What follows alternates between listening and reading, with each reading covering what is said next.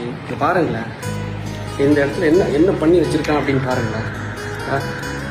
இது பண்ணி கடைசியில் என்ன பண்ணியிருக்கான். அடியணி பார்க்க வந்த ரசிகர் கூட்டம் இல்லை, அறிவார்ந்த சமூகத்தை வளர்த்து வைத்திருக்கிறது அந்த கட்சியோட தலைவர் சொல்ல கேட்டிருப்பீங்க.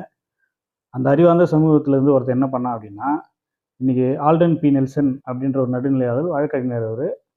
அதாவது வந்து மக்களுக்காக பேசக்கூடிய நடுநிலையாளர் அவர். எந்த கட்சி தப்பானாலும் அதை தட்டி கேட்டு தோல் வச்சு வீடியோ போடக்கூடியவர். அவங்க வீட்டுக்கு போயிட்டு வாக்குவாதம் பண்ணுறதுக்காக, அதை பேச்சுவார்த்தை நடத்துக்காக போயிருக்காரு. அந்த பேச்சுவார்த்தை நடத்துறதுக்கு எப்படி போகிறாருன்னா, கத்தியை போட்டுன்னு போயிருக்காரு. பொருளை எடுத்துன்னு தான் போயிருக்காரு அவர். இவர் தான் வந்து அறிவார்ந்த சமூகம்.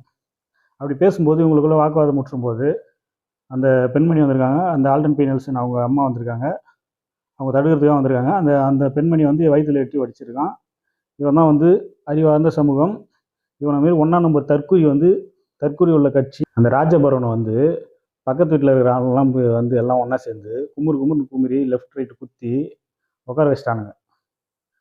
அதாவது வந்து பாடி பில்டராக இருந்தால் நம்ம 10 பேர் வச்சிடலாம் அப்படின்னு போகக்கூடாது. போனால் இந்தமாரி தான் நிலமை வரும். 10 பேர் சேர்ந்தால் என்ன பண்ணுவானுங்க, அடிச்சு உட்கார வச்சிருவானுங்க.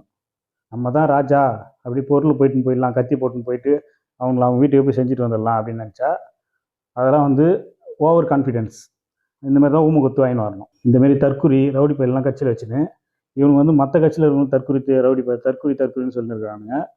அதாவது இந்த தேர்தலோட நாம் தமிழர் கட்சின்றது வந்து மக்களுக்கு எக்ஸ்போஸ் ஆகிடுச்சு, நல்லா கிளியராக தெரிஞ்சிருச்சு. ஏற்கனவே சொல்லியிருக்கேன், தேர்தல் முன்னாடி சொன்னேன். அந்த சாட்டை துரைமுருகன் வன்மத்தை மட்டுமே காக்கக்கூடியவன், வன்மவாதி. அவன் சரியான வன்மவாதி. அவன் பேசி அந்த கட்சியை ஒன்றும் இல்லாமல் பண்ணிட்டான். நான் சொன்னது அப்படியே நடந்திருக்கு. இப்போது நாளைக்கு ரிசல்ட் வரப்போகுது. அவங்களுக்கு மக்கள் என்ன அடி கொடுத்துருப்பான்னு நீங்கள் பாருங்கள், போய் வெயிட் பண்ணி பாருங்கள்.